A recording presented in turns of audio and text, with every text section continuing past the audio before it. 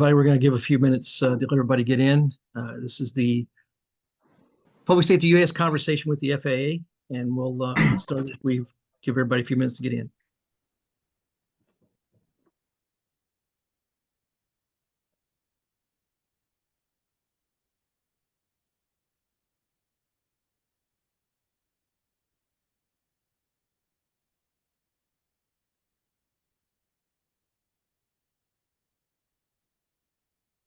We're live, Kerry, so watch what you say and do. No, I know, and I apologize for being tardy. So I got back from leave to that whole thing with the Francis Scott Key Bridge and trying to make sense of it. And if you all noticed that the TFR was changed to a 99.7 last night, that's what I've been working on. And then today it was answering a bunch of questions about it, which people in the audience might have some questions about it, but we could do that later. Oh. You're on mute, Hope Charles. You're muted, Charles. In the interest of time, it's 4:02 p.m., so let's get started. Again, this is a Public Safety US conversation with the FAA, and today I have with me Steve Pansky, John Meehan, and Kerry Fleming, and I'll turn it over to Steve. Well, thank you, Charles. Appreciate that very much. And as you all are probably aware, Mike O'Shea is typically sitting in this seat, but Mike has opted to take a vacation here. He's down in Austin visiting family and friends, and as he said, he's having a few cocktails on the back porch, and he'll be probably not thinking about us, as he said. So go and enjoy himself is what it is. For those of you that are not familiar with me, my name is Steve Pansky. I'm with a company called Science Applications International Corporation, SAIC. I've been supporting the FAA for the last almost 15 years now as a contract support for them. But in a previous life, I was with the FAA, was in the Air Traffic Organization, providing air traffic services on the West Coast. And I spent another 10 years in Washington, D.C. I then shifted over to the Department of Homeland Security, TSA, and was a federal security out in Reno, Nevada, where I stood up the organization there and ran for another 8.5 years, providing services to the flying public at airports in the northern part of the state of Nevada.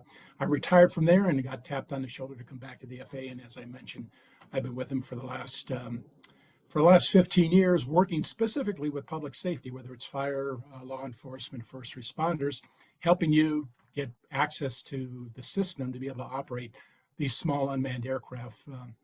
And so what Charles has asked me if I would cover today, and hopefully the screen will pop up, it should, an update on what's going on with the Beyond Visual Line of Sight programs. He was specific about drones as a first responder, and I'll just speak with you very shortly about that in a few minutes. But what I was going to talk about here today is really about two of the programs we run right now. One is the Tactical Beyond Visual Line of Sight program. It's been very successful. This has been started back in 2022. And this is, for those of you, again, who aren't familiar, this is the program where you're operating a location and then you can operate the aircraft beyond visual line of sight for short periods of time to be able to do assessments at a location where you can't see the aircraft, and you have to be within close proximity to the aircraft, within 1,500 feet of the aircraft to where you're controlling the aircraft, your ground control station, and it does have some restrictions to it. To date, and I say to date because since I made this slide and sent it forward, we've already had another two step up and have joined. So we've had over 568 tactical beyond visual line of sight requests and approvals that have been submitted and been processed. And so this program has been very successful and still moving forward. And like I say, on a daily basis, we have more and more that are joining this program is what it is. The other program I'll talk about briefly here is the First Responder Beyond Visual Line of Sight. This one's not as old as the other one. It's only been in effect now for about 14 months or 16 months. And there's been a lot of starts and stops to this program because the provisions that we had designed and put into this program, which really allows you as operators to protect the airspace around where the operation is taking place, So long as you can protect for a 2-mile radius around that location, you can conduct operations where you don't have to see your aircraft and do the operation. This one came into a lot of discussion, not just at the headquarters level, but our service centers that process the COAs. And so we had to stop the program for a while and then get it restarted. And just recently, we've restarted the program back up. And as of recently, we've had a big jump.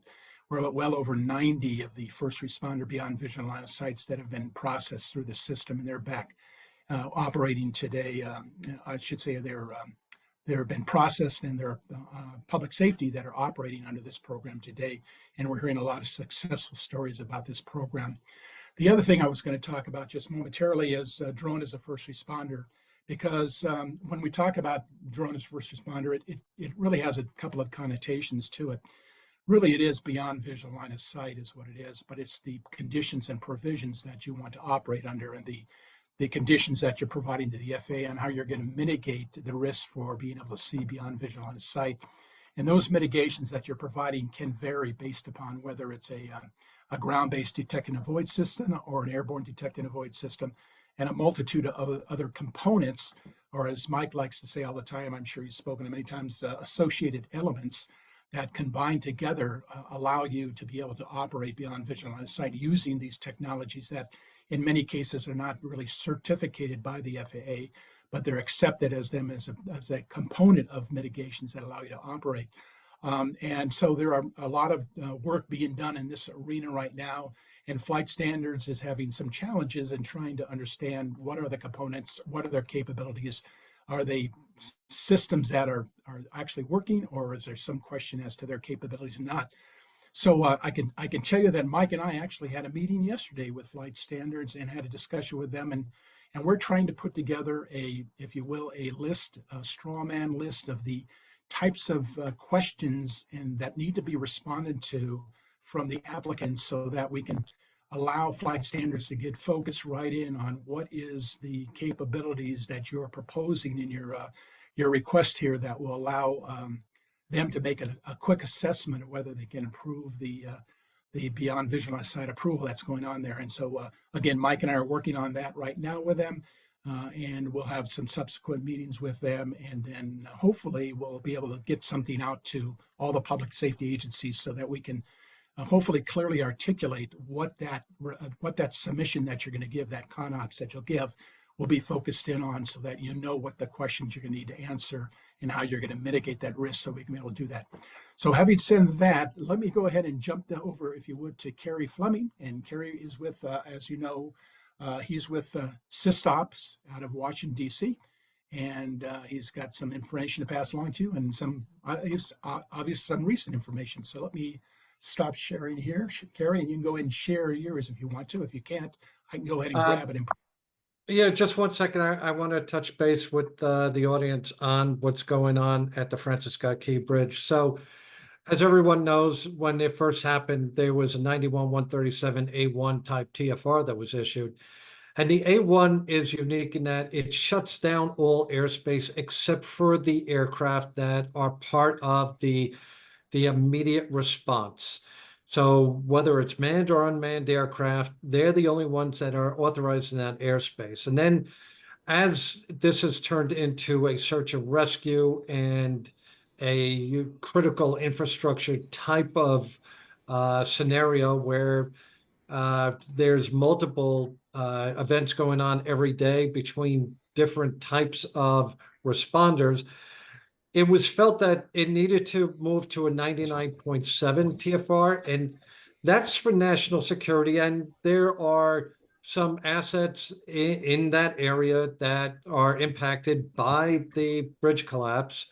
So the 99.7 allows us to work a little bit more freely with the airspace language, the limitations, the restrictions, the instructions, and have a better control on what drone operators are given access to the airspace and who they coordinate with. And I'll give you an example. So with the 99.7, my group, the SOSC, has taken over the responsibility for the SGI process in allowing unmanned flight operations inside the airspace. So like with other 99.7 TFRs, you would submit an SGI to the group. We coordinate with the on-scene incident commanders who coordinate with Coast Guard and other federal entities to make sure that no one has any issues with that type of flight, where it's going to be, and for what purpose. As long as everything comes back to us as a concurrence, we approve it, we notify you, and then we give the instructions on who exactly to call prior to your liftoff. And it also gives you some abilities that if you were approved for a flight and then you're not approved for whatever reason, you could come back to us and start asking questions about, well, why did this happen? Why did that happen? And it's all about transparency, making sure that the people who have a legitimate need to be in the airspace can get in the airspace legally, because there were some questions that wasn't occurring prior to the 99.7. And also for the Coast Guard who were there monitoring all drone traffic, we want to make sure that they don't inadvertently target, and I'm told I'm not supposed to use that term, but we'll call it identify a potential rogue drone in the airspace, because they've had some of those as well. So it's about more awareness, more transparency, and better language instructions, so everybody has a clear understanding of who can be in the airspace. And if you need to traverse the airspace as a manned aircraft, there are provisions for that as well. Potomac TRACON will, as long as you're squawking and talking, Potomac TRACON will control the airspace above 700 feet. Anything below that has to get prior permission because of the drone operations and potential low-level helicopter search and rescue and recovery operations. So that's what's going on with the bridge incident and where we're at in the process. Steve, if you could pop up my slide, I can go into the next part of my conversation.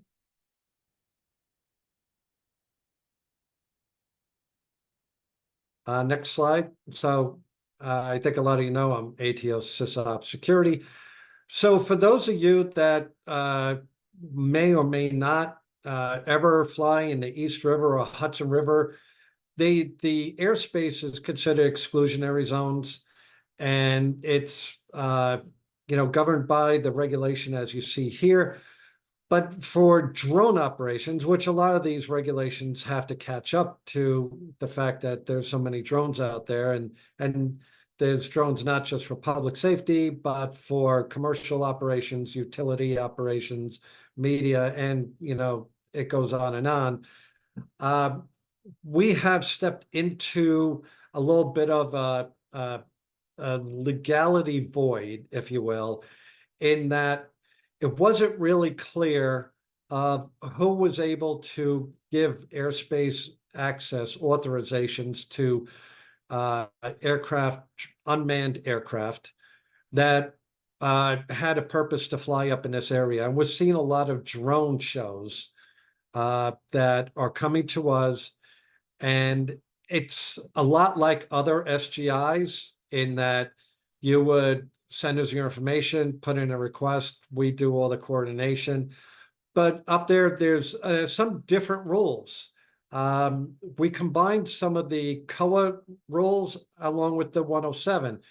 And what I mean by that is right now, if you're public safety and you have a COA, you're supposed to file a NOTAM before you conduct flight operations. Well, up in this area, because of the density of air traffic, including heliports and sea bases, we want to make sure that it is as safe as possible to conduct unmanned flight operations in these exclusionary zones.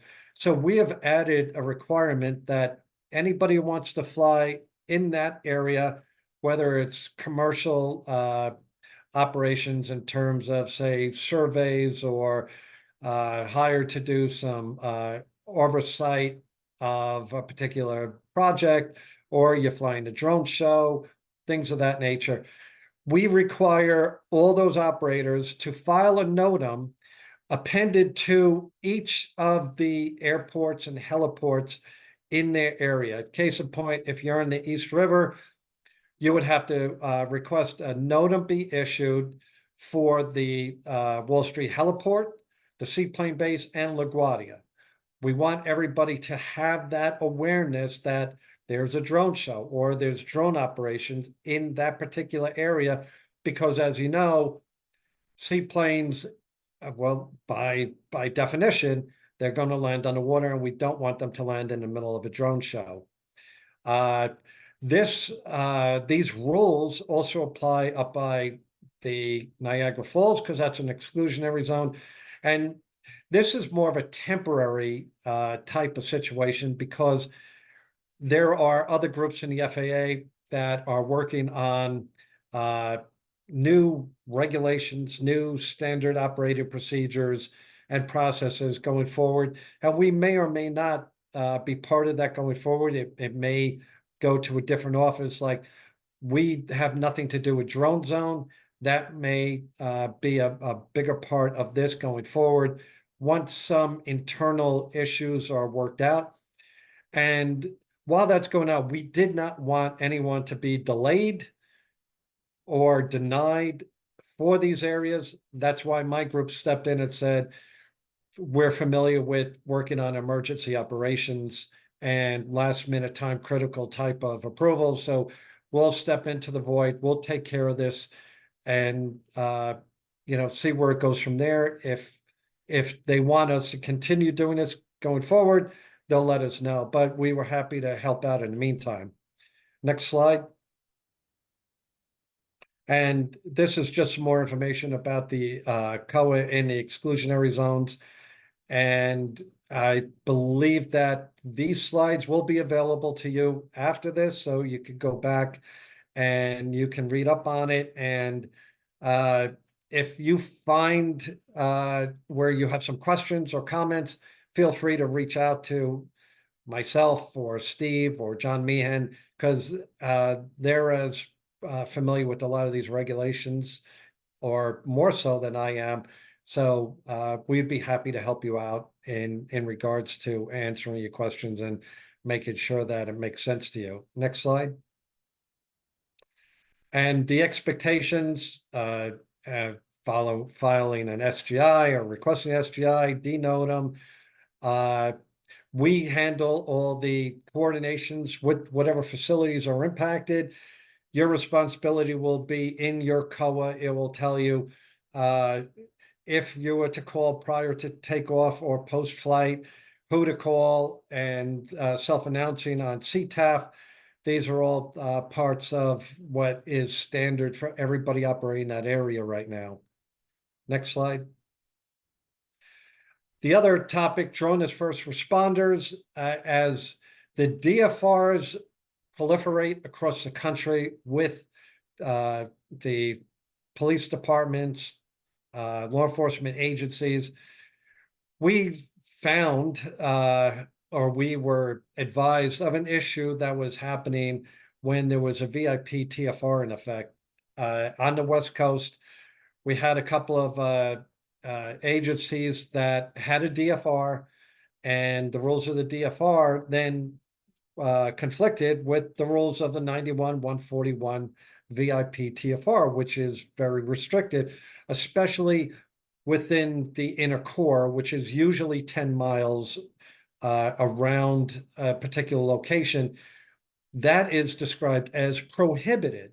But we want to make sure that if you have a DFR and there's one of these VIP TFRs, and we can actually apply this to other TFRs as well, that we don't want to have this basically shut down your DFR program, but we have to make sure that there's proper coordination and approvals between your department, my department, and Secret Service. So we've already reached out to Secret Service. They're on board with us using an SGI, and we can actually use the SGI for the time period, the entire time period of the TFR, rather than you call each time, and it will operate as a DFR extension in the sense that if you are responding to a typical, say, 911 type of event, that will be coordinated real time with Secret Service between you and them. We're part of the beginning of the process to let them know that you have this authority, so they'll know to expect your call if there's a 911 call. What it does not do is does not allow you to use this for Overwatch or for routine operations, for training, anything of that nature. It truly is for the emergency 911 responses. And as more you get DFRs, this is going to be available to anybody. You would have to come to us and you have to request the particular DFR, SGI for the TFR. And like I said, we then coordinate with Secret Service and you become a known commodity to them. I don't know if that's a proper term, but you're a known entity. I'll put it that way. You're a known entity that you may operate in that airspace during this event, the TFR. The only time you probably wouldn't get approval from them is if you wanted to operate near the VIP, close proximity, or if there was the motorcade was moving, they probably will tell you do not operate in close proximity to the motorcade either, unless they specifically request that you do that. There's even heightened security measures in place when the motorcade's moving. Next slide. And if you have questions, that's fine, but that's my update for this monthly webinar. Hey, Kerry, Yes.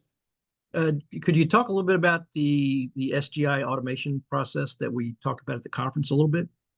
Okay, so one of the USS operators at UAS Sidekick, they provide the Lance services, and there's, at last count, there were 4 of them.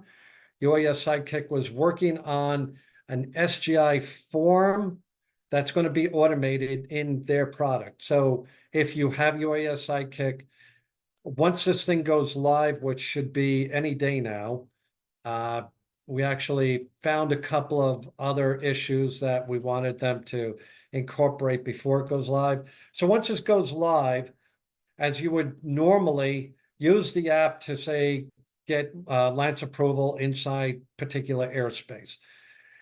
If there's flight restrictions in effect, the app will tell you that Lance is inaccessible or unusable, or I don't know the exact wording they're going to use, but basically will tell you you cannot get a Lance operation at this time. However, if you're a public operator or a critical infrastructure utility operator, and there's going to be other type of flight operations that will be approved, it will tell you apply for an SGI, and there will be the ability right on the app to, hit the icon, submit for an SGI. It'll ask you a couple of quick questions like, pick the location that you need access to. And if it's going to be a public operator, Part 91 or under a 107, all your information is going to be pre-loaded, pre-stored. And then once you hit submit, it will electronically send it right to the SOSC. And it's going to speed up that whole process, especially if you're out in the field or you're heading for a location where you have to deploy to.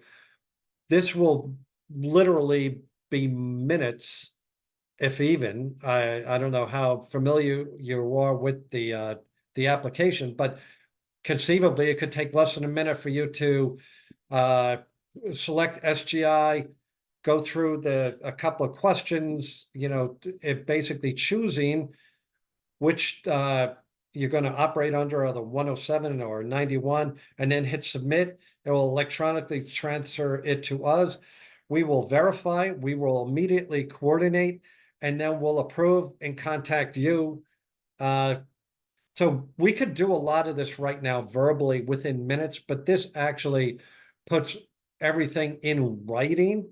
So there is no post-event paperwork you have to do. There's none of that. So it actually makes your lives easier.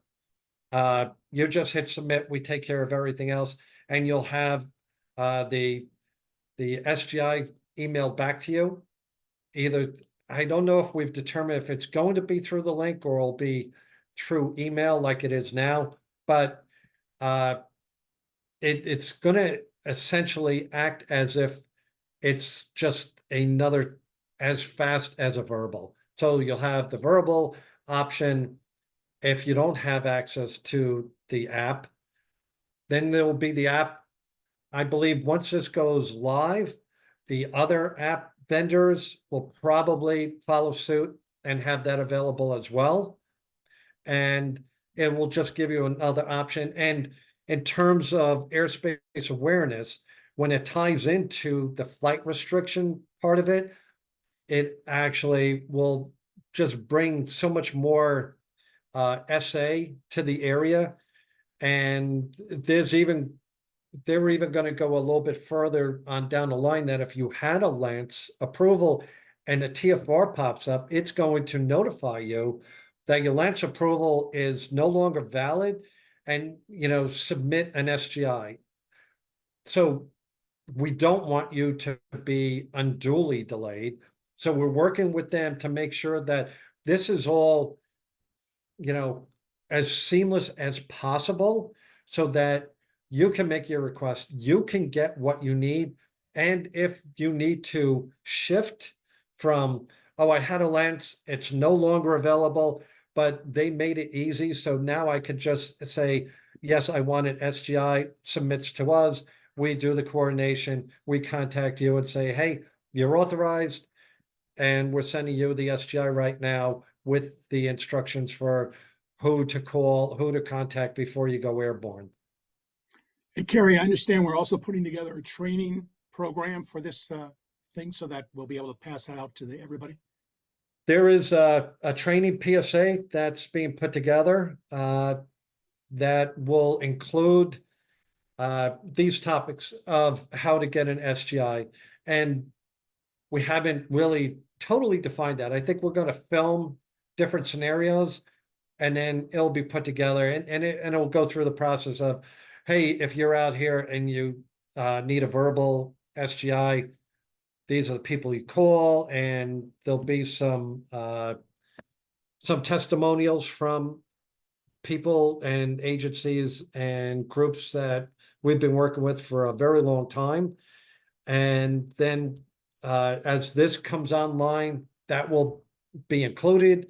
And then also just the regular, hey, if this is happening tomorrow, say you're a police department and you're going to execute a search warrant or arrest warrant the next day, it's not time critical.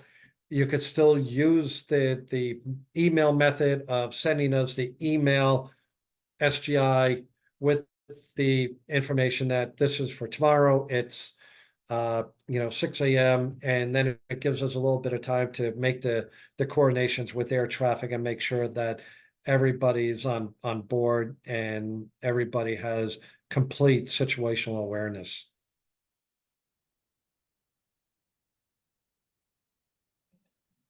Great. Thank you, Kerry. Appreciate that a lot. Let's jump over to John Meehan. John's with the Flight Standards Office out of Washington, D.C. And John, it's over to you. All right, thanks. Let me get this set up here. So thanks very much for the opportunity. I think most of you know who I am. I'm in the Flight Standards group, and I'm I guess a subject matter expert on the rules. Steve asked me to talk to you. Steve and Charles asked me to talk to you a little bit about remote ID and registering, updating your UAS registration with remote ID. So that's what these slides are going to focus on right here. And so before I kind of kick it off, this is what I'm going to talk about only pertains to Part 91 and Part 107 operations. So if you're a recreational flyer who only flies under 49 USC 44809, which is probably very few of you who are on this call, this would not apply to the rec flyers. This applies to all public safety. Every every drone you have must be registered. So what I'm about to talk about, it does apply to you. So there are a couple of exceptions if you're doing research and development, and if you're in the Department of Defense, those it doesn't apply to the DoD owned drones. If you're doing work for the DoD, it does still apply to you. So the bottom line is, if your drone is registered or supposed to be registered, remote ID applies to you as well, even though you're in public safety. And you, particularly subpart B, if you're actually a book person or you like to study, go to Part 89 on ECFR, look up Title 14, Part 89, and subpart B is what applies to the operator, and subpart D and F are D applies to the manufacturers. So when did this all take effect? I think many of you have heard about the March 16th of 2024 discretionary enforcement. That was really that was just a policy that we were going to use our discretion if we were going to enforce it or not. The rule actually took effect for manufacturers in 2022, and it took effect for you, the operator, in 2023. And the effect on the people who are the operators, which I'm assuming is everybody here on this webinar, is that you were required by the rule to update each one of your drone registrations with your remote ID serial number before you took off or started up the drone on the 16th of September of last year. And obviously, we knew that not everybody had the equipment or had it, and that's when we went into the discretionary enforcement. But bottom line is, before you fly today, technically you should have your registration card in FAA Drone Zone updated, or if you do the Part 47 registration, you have to have that done. And I'll explain how to do that there. And I think one of the things I wanted to talk about here is that because the manufacturers were required to start designing and producing drones that had standard remote ID in them, if you're buying a drone today as public safety, it's supposed to come with standard remote ID. So you want to, if my recommendation is, ask them to show you where it is and how to confirm that it has that. If it was produced before September 16th of 2022 and somehow sat on the shelf or sat in a container, technically that could be sold. It can still be sold if it was produced before that date, but most of them should be through the system by now, in my opinion. So message to you is, hey, if you're buying one today, check to make sure that it has it. It's supposed to have it. Now, to go and update your registration, what do you need to do? Well, the first thing you have to do really is, before you go through the whole process, you'll save yourself a lot of heartache and time if you get that remote ID serial number in your hand, ready to enter it in before you go down this process. And what we hear is you'll either see it it's supposed to be easily accessible to you. It's either on the controller screen, or it might be on the UAS itself. But bottom line is, if you can't find it, reach out to your manufacturer, because they all have different ways of getting that information. But you don't want to start down the process of updating your registration until you have that number clear in your head, what that is. And I think you'll see this a little bit of a recurring thing. I know a lot of you use DJI matrices. This may be a shock to many of you, but guess what? A lot of those matrices have standard remote ID in them now. And get your registrations updated. And every drone in your inventory has to have a unique remote ID serial number associated with that drone. You cannot swap a broadcast module between drones under Part 107 or Part 91 without deregistering it. You could technically do it, but you're deregistering and registering. It's not practical. So each one really ought to have its own. All right. So once you have that remote ID serial number, then you're going to go into FAA Drone Zone. There's the link here. I'll post that in the chat here when I'm done talking. But you'll go in there and then you're going to look for, after you log in, you're going to look for this Launch Drone Owners and Pilots Dashboard. You're going to click on that. And then you're going to see a number of different pods or sections on the page. And you're going to look for your inventory. And by the way, these slides are available. Charles has them now. You're going to manage your device inventory. You're going to click on that. And then that's going to bring up, if you, let's say you've got all these different drones here, and they're on the far right here, you're going to see status and actions. And there's these three little dots. I know they should have worded it a little better, and they're probably going to improve that later, but look for those three little dots. And you're going to click that, and then you'll get this drop down with different choices. You want to edit that. And then this is going to bring up another screen, edit device. And the first question is, does your drone have remote ID? And you're going to answer yes. And then it's going to have a drop down here. Are you entering a standard remote ID, or are you doing a remote ID broadcast module? And if you have a drone that has, remember, standard remote ID is incorporated into the drone. A broadcast module is something you bolt on. So you're going to enter that in there. And then here you're going to enter the remote ID serial number. Now, many of you operate a DJI product, and the DJI products have all of the manufacturers have a unique prefix, and the prefix for DJI, just so you know, is 1581F.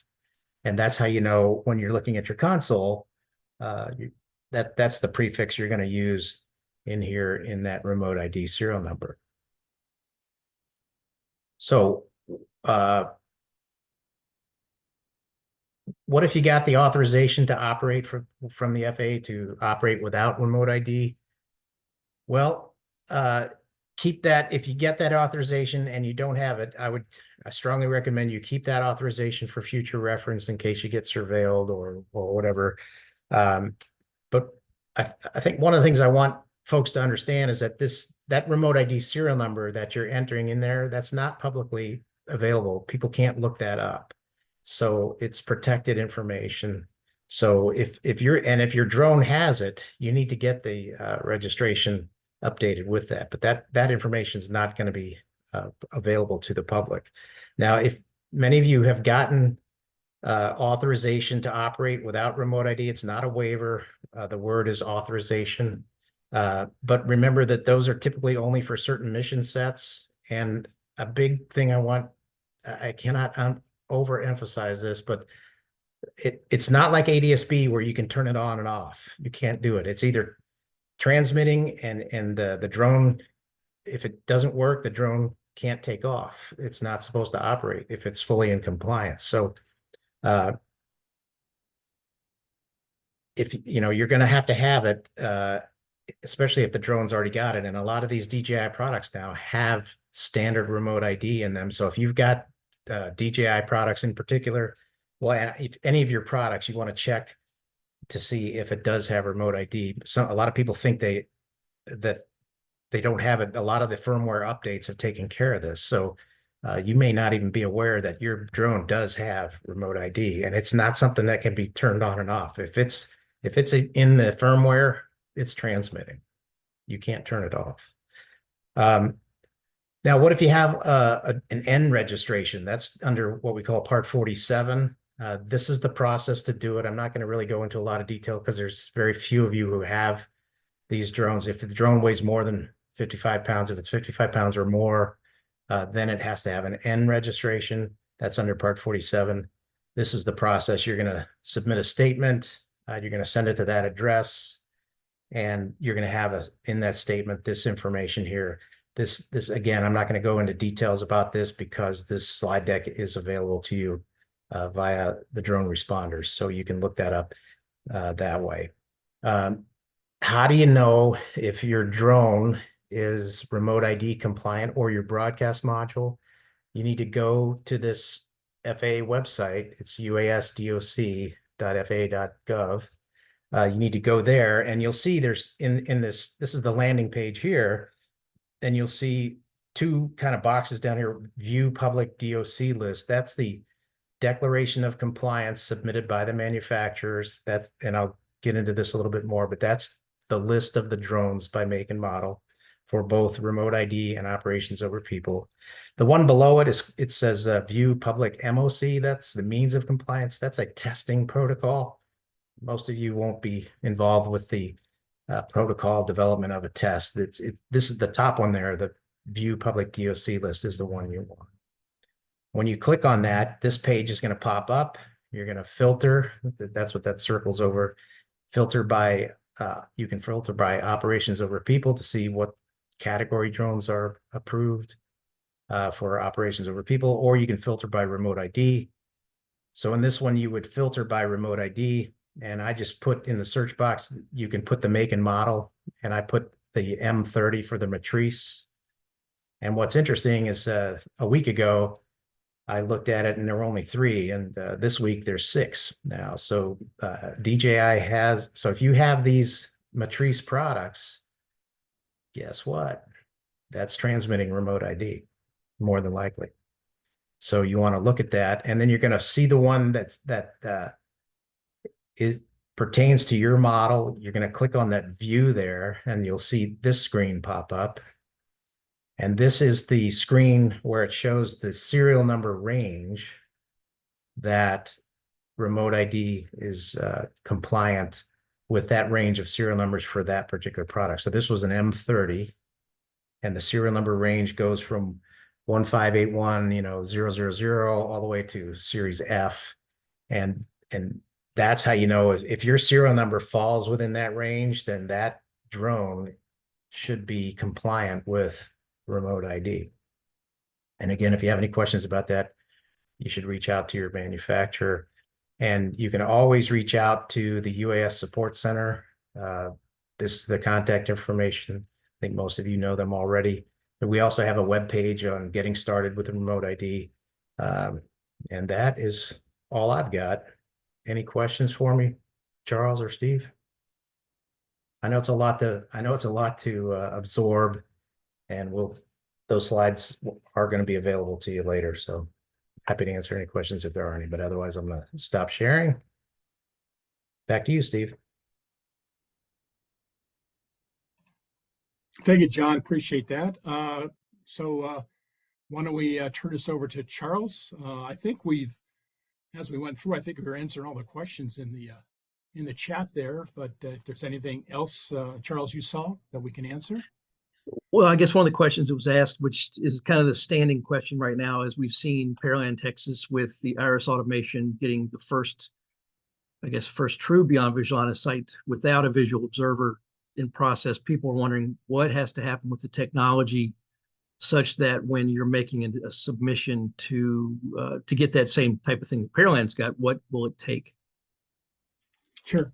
Well, I think one of the challenges I think we keep running into is that obviously, as we like to say, no operation is the same from one location to another, and there's things that they have to do. They have to basically assess as part of that. And my little speech there at the end before I turned it over to Kerry about we're trying to work with flight standards to understand what their needs are is part of that. We're trying to understand is we have operations can be conducted out there. Pearland being a test facility, if you will, and the gathering of data and doing that. We've got the original Chula Vista out there. And so we're trying to understand is what is the criteria that you want to see so that you can make that assessment and that determination if this is going to be an acceptable mitigation for that. And like I said, it's done on a basically a case-by-case basis. But we're also trying to determine that if in fact those mitigations that you've already agreed to, such as the IRIS system and other associated elements, are acceptable. If another agency comes in with those same elements, we should not have to go through them again. We should be able to understand that these are acceptable and we can move forward with processing and approval for those operations. And that's, again, that's the other discussion that's taking place right now. Can I just add on to that too, that, you know, I know I sound like a broken record here, but the fundamental principle of the national airspace system is see and avoid. And what the waiver team and what the FAA is going to be really looking for is how is your solution going to detect and avoid another aircraft. So the Perland solution has a solution that uses, I think, both visual observers and acoustics. There's other systems out there that are using radar and acoustics and visual observers. You know, there's what the FAA is going to want to know is really okay, this is great. Your concept is very interesting. How is your system going to detect another aircraft and get out of the way in time? So that's going to be the kind of the overarching thing they're going to be concerned about, in my opinion. But I think you said, Steve, that the Pearland going forward is kind of a test bed still. It was done by the FAA to get a chance to look at and see how it works in this system.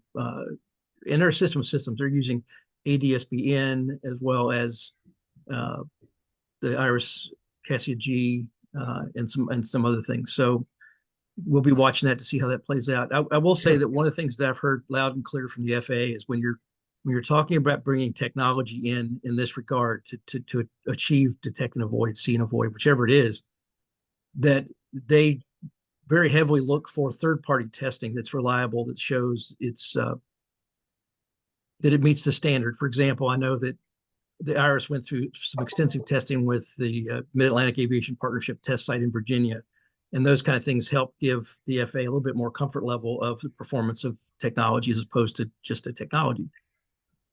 And the use of possibly universities, centers for excellence, those types of things where you've got a third party group that's evaluating the data coming in and providing their feedback on that. That's very helpful. The FAA doesn't have all the expertise in-house, obviously. And so they do look for that third party organization that can come in and provide, that level of feedback on the technology, what's its strength. If there are weaknesses, what are those weaknesses and how are those being mitigated? So yeah, that's really what they're looking for.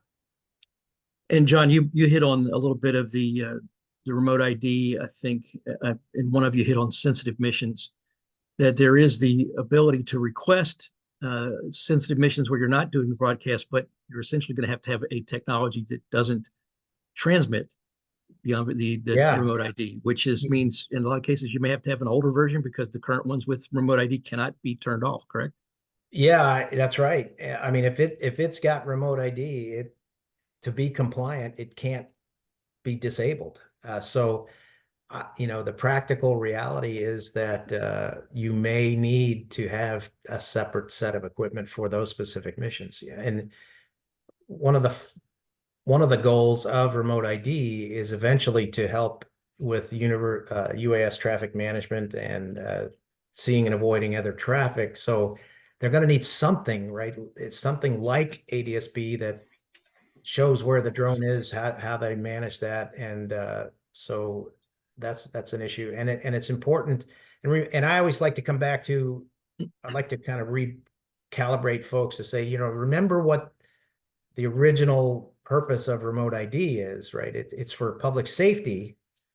It's a security measure. It's for public safety to locate an operator that they're concerned about. And Kerry was talking about the Key Bridge TFR, right? Well, you can bet that if public safety is flying around there, they want to be able to find you too, so and I know everybody wants to do lights out and comms out and all that stuff, and there's certainly a few mission sets that it's very important to do that, and if you're doing that kind of work and you're not the U.S. government, then you need to figure out a different solution, I think.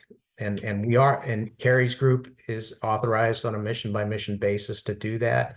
and you can apply to those email addresses to the security folks. Say, hey, look, we were doing these kind of missions, and but if you're doing riot control or you're doing crowd control, that's probably not going to rise to the level of getting remote ID out. So you know, you're going to need equipment that transmits remote ID for that. Probably not the greatest thing to folks to hear, but you know, it's important for you to understand kind of the playing field, how you have to operate. What else? Let me answer for you. You're on mute again, Charles. Kerry, you look like you were trying to say something, but you were muted before, so I didn't know if you wanted to. Oh, no, I'm just mumbling to myself.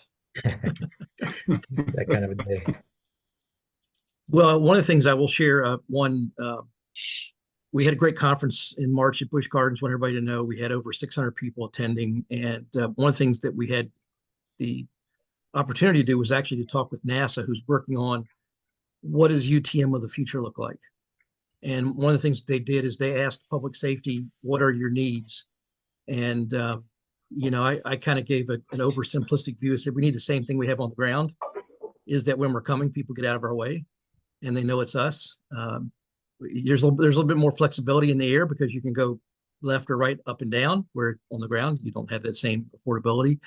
But what came out of it, some other people said, we'd like to be able to be in a sensitive mission to where we're not going to be identified as to who we are, but that we are there and it's authorized in some form or fashion. So what was nice is they actually came forward and asked us about how we would like to see this operate with public safety in mind before it's built, which usually happens just the opposite. We get things built and then they come and ask us what they'd like to happen and say, oh, can't do that anymore. But in any case, that was a very interesting conversation. For those of you who didn't make it, we had over 600 people. We had over 62 vendors, and we're going to be doing it at the same time, about the same time next year, probably the second week in March at Busch Gardens at the Fest House, which was wonderful. We had great weather this year, so we must be living right. Well, hopefully we'll be living right for next year. And I don't see any other questions. Anybody, any other last words? Steve? Nope, I'm great. I do have a last word. This weekend is the Army Navy lacrosse game, and it's going to be at the United States Military Academy. So everybody go Army, beat Navy. Kerry, anything else on your end? And by the way, I want to thank the SOSC and UA Sidekick for the work they're doing on this automation of the SGI process. This is going to make a huge difference for especially my friends up at FDNY who say that just about everything they fly requires an SGI. So they are looking forward to this moving forward. Yeah, our friends in FDNY and NYPD. Tough airspace. Yeah. All right. Well, listen, everybody, thanks for coming and participating today. This is recorded. It will be on the YouTube channel of Drum Responders, so you can catch that anytime that you like. And to my friends at the FAA, Steve, John, Kerry, and of course, Michael O'Shea, who's on vacation. Thank you all for what you continually do to help support public safety each and every day. Anytime. Thank you all for what you Yes. do. Yeah. All right. See you next month.